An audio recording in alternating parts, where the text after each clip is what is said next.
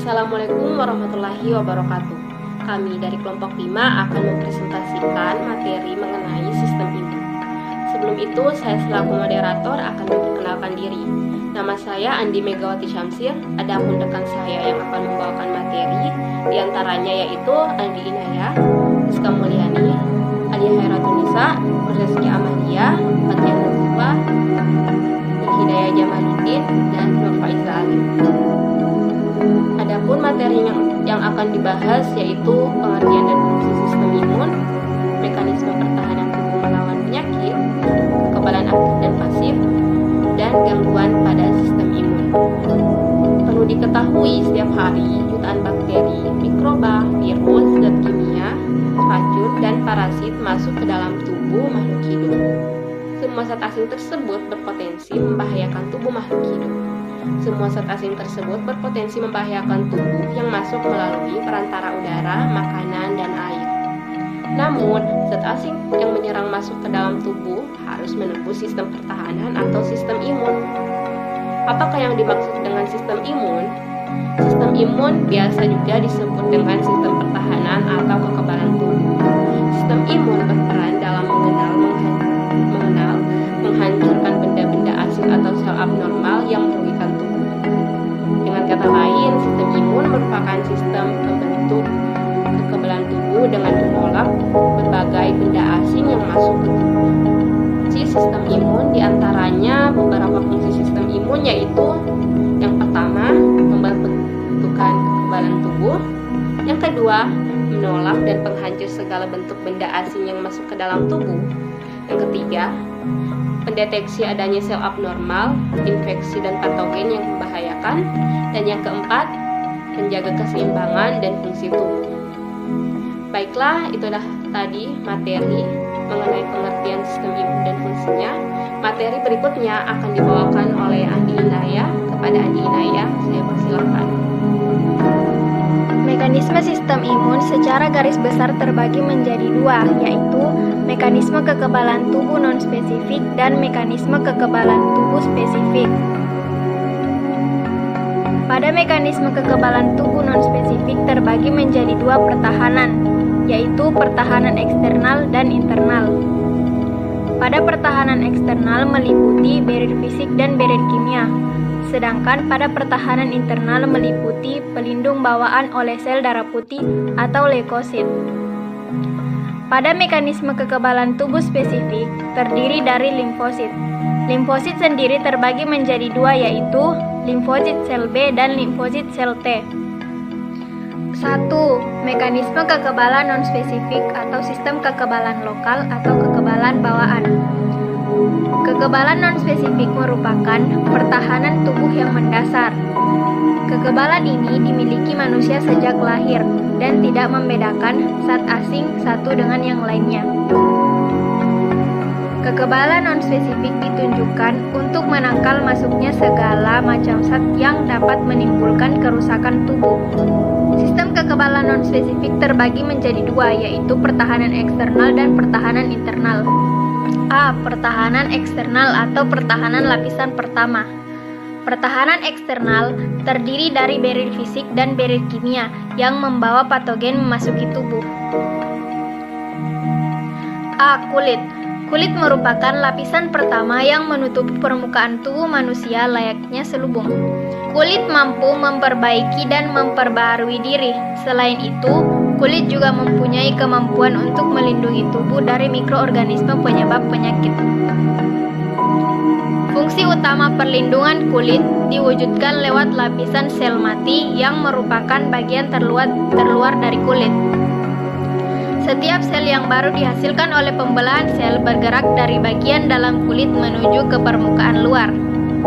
Pada saat yang sama, sitoplasma yang terdapat di dalam sel berubah menjadi protein kuat yang disebut keratin. Senyawa keratin yang baru terbentuk ini mempunyai struktur yang sangat keras sehingga tidak dapat didekomposisikan oleh enzim pencernaan mikroba. Untuk keringat yang disekresikan oleh kulit akan menciptakan lingkungan di permukaan kulit yang menjadi asam. Media yang bersifat di permukaan kulit ini menciptakan lingkungan yang menghambat aktivitas bakteri yang berbahaya.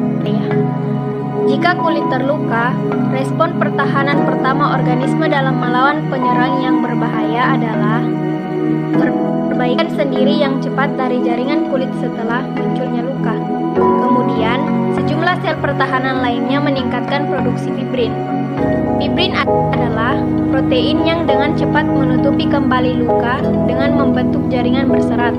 Fibrin ini juga menyelubungi sel darah merah yang biasanya hal ini terjadi dalam proses pembukuan darah ketika terjadi luka. Baiklah, materi berikutnya akan dibawakan oleh Alia Hairatunisa. Kepada Alia, dipersilahkan. Baiklah, barir fisik berikutnya yang akan dibahas yaitu B. Membran mukosa. Membran ini sering dijumpai dalam saluran pencernaan, respirasi, dan orogenital. Membran tersebut dapat menahan penetrasi parasit yang akan memasuki jaringan tubuh. Mucus yang disekresikan oleh membran mukosa akan menjerat mikroorganisme dan membuatnya tidak dapat bergerak. C. Mata. Pergerakan kelopak mata yang merupakan suatu bentuk pertahanan diri untuk menghalau atau menghalangi masuknya mikroorganisme dari udara ke bola mata. Kelenjar air mata juga mengandung enzim litosif yang mencegah infeksi mata. 2. Barir kimia. Barir kimia merupakan sekresi senyawa kimia di dalam tubuh untuk melenyapkan kuman patogen. Adapun senyawa kimia yang disekresikan yaitu A. Sekresi kelenjar, ludah, keringat, air mata, dan hidung mengandung bahan yang dapat membunuh kuman yaitu lisodim. B. Asam hidroklorat yang disekresikan oleh lambung dapat membunuh kuman yang masuk bersama makanan. C. Sel-sel hati mengekskresikan empedu yang mengandung sekret alkalin yang pahit dan mendeteksi apakah ada pertumbuhan bakteri. D. Cairan telinga. Cairan telinga mengandung komponen efektif antibakteri. B. Pertahanan internal atau pertahanan lapisan kedua. Pertahanan internal merupakan pertahanan yang dilakukan oleh sel darah putih makrofag, reaksi inflamasi, interferon, dan sistem komplement lainnya. 1. Fagositosis. Fagositosis merupakan salah satu elemen yang penting dalam sistem kekebalan yang dilakukan oleh jenis sel darah putih atau leukosit. Fagositosis ini bertanggung jawab terhadap akuisisi nutrisi pada beberapa sel di dalam sistem imun. Adapun jenis sel darah putih pada fagositosis yaitu neutrofil, monosit, makrofag, dan eosinofil. Adapun untuk materi berikutnya akan dibawakan oleh Rizka Mulyani. Kepada Rizka Mulyani, dipersilahkan. Jenis-jenis sel darah putih pada fagositosis yaitu A. Neutrofil. Sel fagosit neutrofil meliputi sekitar 60% hingga 70% dari semua sel darah putih atau leukosit. Sel-sel yang rusak akibat serangan dari mikroba akan melepaskan senyawa kimia yang selanjutnya dideteksi oleh neutrofil. Setelah itu neutrofil akan memasuki jaringan yang terinfeksi, lalu menangkap dan menghancurkan mikroba yang terdapat pada jaringan tersebut dengan proses fagositosis. Pada saat masa penghancuran mikroba, neutrofil memiliki kecenderungan merusak diri sendiri sehingga hidup neutrofil hanya beberapa hari. B. Monosit. Monosit merupakan salah satu jenis dari sel darah putih yang memiliki ukuran paling besar. Meskipun hanya sekitar 5% dari keseluruhan leukosit, monosit mampu menyediakan fagosit yang lebih efektif dan berumur panjang. Pada masa terjadinya sel yang rusak akibat serangan dari zat asing atau mikroba, sel monosit yang terdapat pada aliran darah mulai bergerak ke arah jaringan yang rusak dan berkembang biak menjadi makrofag. Berikutnya yaitu C. Makrofag. Makrofag sendiri berasal dari sumsum tulang. Makrofag memiliki waktu hidup yang sangat panjang. Makrofag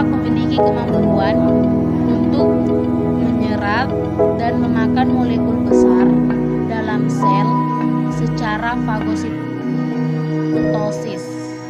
Beberapa makrofag berimigrasi ke seluruh tubuh, sementara yang lainnya tetap tinggal secara permanen dalam jaringan tertentu, seperti pada alveoli, jaringan hati, ginjal, otak, dan jaringan ikat, terutama dalam modus limfa dan limfa yang merupakan organ utama sistem limfatik. Baiklah, materi berikutnya yang akan saya bahas yaitu C. Eosinofil. Eosinofil berjumlah sekitar 1,5% dari keseluruhan limfosit sel darah putih. Ini mampu melawan parasit yang berukuran lebih besar seperti cacing darah. Dalam aksinya, eosinofil mampu merusak dinding eksternal parasit dan melepaskan enzim-enzim perusak dari granula sitoplasmik. Sel eosinofil hanya mempunyai aktivitas fagosit yang terbatas. 2. Sel pembunuhan alami. Pada sel pembunuhan alami tidak menyerang mikroorganisme secara langsung, akan tetapi sel ini menghancurkan sel-sel tubuh yang terinfeksi oleh virus atau mikroba. Sel-sel ini tidak melakukan proses fagositosis, tetapi menyerang membran sel dan menyebabkan membran sel mengalami lisis atau pecah. 3. Interferon. Interferon merupakan pertahanan non-spesifik, yaitu protein yang disekresikan oleh sel-sel yang terinfeksi virus. Interferon ini juga berdifusi ketika masuk ke dalam sel-sel yang terinfeksi virus dan menginduksi sel-sel tersebut untuk memproduksi zat kimia lain yang menghambat reproduksi virus. Dengan demikian, interferon akan membatasi penyebaran virus dari sel ke sel dalam tubuh dan membantu mengontrol infeksi virus seperti influenza. Selain peranannya sebagai agen antivirus, satu jenis interferon mengaktifkan fagosit sehingga meningkatkan kemampuan untuk menelan dan membunuh mikroorganisme. Baiklah, materi selanjutnya akan dibawakan oleh Nur Reski Amalia. Kepada Nur Reski dipersilahkan. Materi berikutnya yaitu 4. Respon peradangan atau inflamasi. Respon peradangan atau inflamasi merupakan mekanisme tubuh dalam melindungi diri dari infeksi mikroorganisme asing seperti virus, bakteri, dan jamur. Kerusakan jaringan karena cedera atau luka fisik atau oleh masuknya mikroorganisme akan memicu suatu proses peradangan.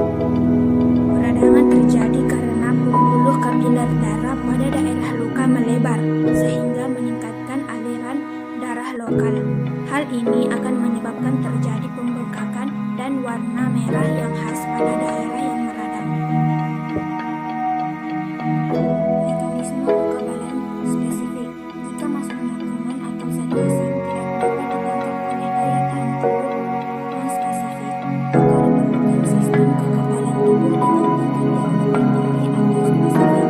Kekebalan ini hanya berperan pada kuman dan atau zat asing yang sudah dikenal. Artinya, bila jenis kuman atau zat asing tersebut sudah pernah atau lebih dari satu kali masuk ke dalam tubuh manusia. Kekebalan spesifik sendiri terdiri dari limfosit. Limfosit merupakan sel utama dalam sistem kekebalan tubuh yang terdiri dari dua macam sel, yaitu sel limfosit B dan sel limfosit T. Kedua limfosit ini mengenali dan merespon mikroba dan senyawa kimia tertentu. Limfosit dibentuk dari pluripoten atau sel multipoten, yaitu sel batang yang terdapat pada sumsum tulang.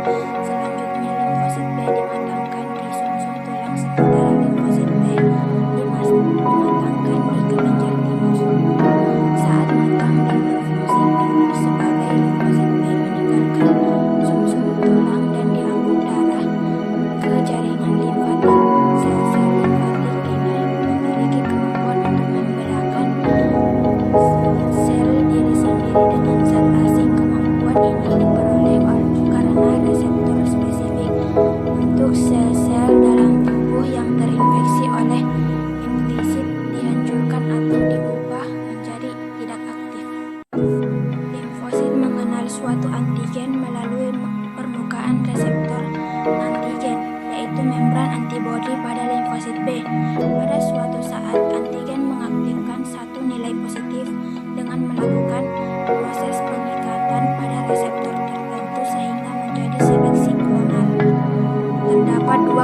kelompok sel limfosit yang dihasilkan, yaitu sel-sel efektor yang merupakan sel-sel dengan umur pendek dan sel-sel memori yang merupakan sel-sel yang berumur panjang.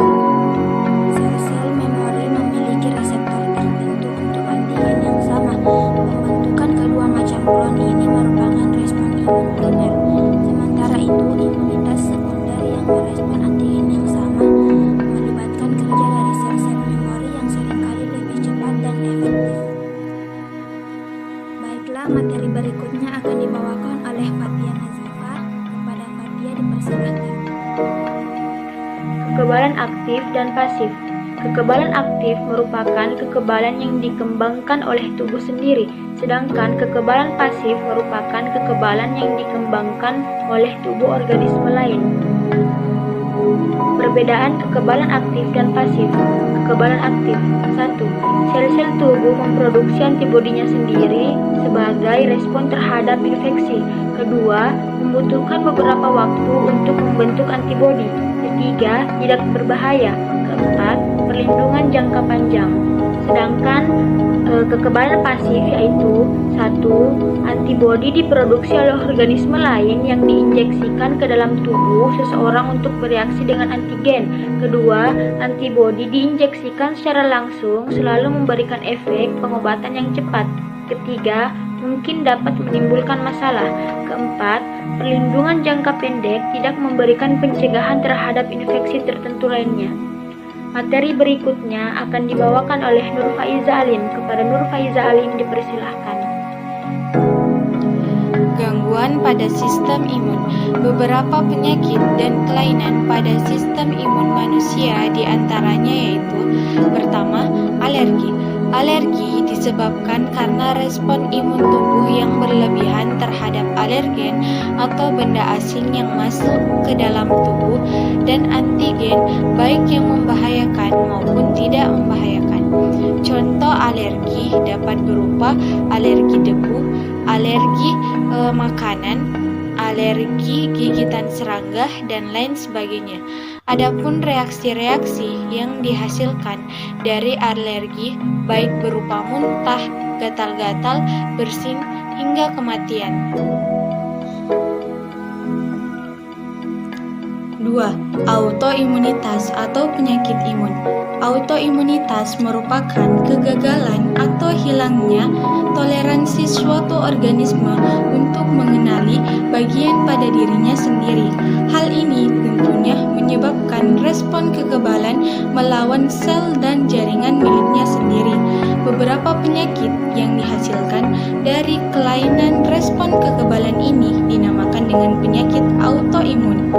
Adapun contoh-contoh penyakit autoimun atau autoimunitas yaitu sebagai berikut. A. Diabetes mellitus. Diabetes mellitus merupakan penyakit yang disebabkan oleh penyerangan sel-sel B pankreas oleh sistem imun, yang dimana pada sel-sel ini tidak menghasilkan hormon insulin yang berfungsi dalam pengendalian kadar gula darah. B. Myasthenia gravis. Myasthenia gravis merupakan penyakit yang disebabkan karena antibodi menyerang penangkap hormon TSH sehingga menyebabkan kelainan pada otot lirik mata. Penyakit ini juga dapat menyebabkan hipertiroidisme dan tiroiditis. Penyakit Addison's. Penyakit Addison's merupakan penyakit yang disebabkan karena antibodi menyerang kelenjar adrenalin. Akibatnya, menyebabkan penurunan berat badan, kadar gula darah, mudah lelah, dan pigmentasi kulit. D. Lupus. Lupus merupakan penyakit yang menyerang jaringan di seluruh tubuh, termasuk sistem saraf pusat, jantung, dan bahkan ginjal. 3. Defisiensi imun. Defisiensi imun merupakan tidak bekerjanya atau terganggunya salah satu komponen penyusun pada sistem imun. Adapun contoh penyakit defisiensi imun yaitu AIDS atau Acquired Immunodeficiency Virus. AIDS disebabkan oleh HIV yang menyerang sel T helper yang menurunkan sistem kekebalan tubuh pada manusia, sehingga rentan terkena penyakit. Sekian dari kelompok kami. Apabila ada kesalahan kata atau kata yang kurang berkenan, mohon dimaafkan. Wassalamualaikum warahmatullahi wabarakatuh.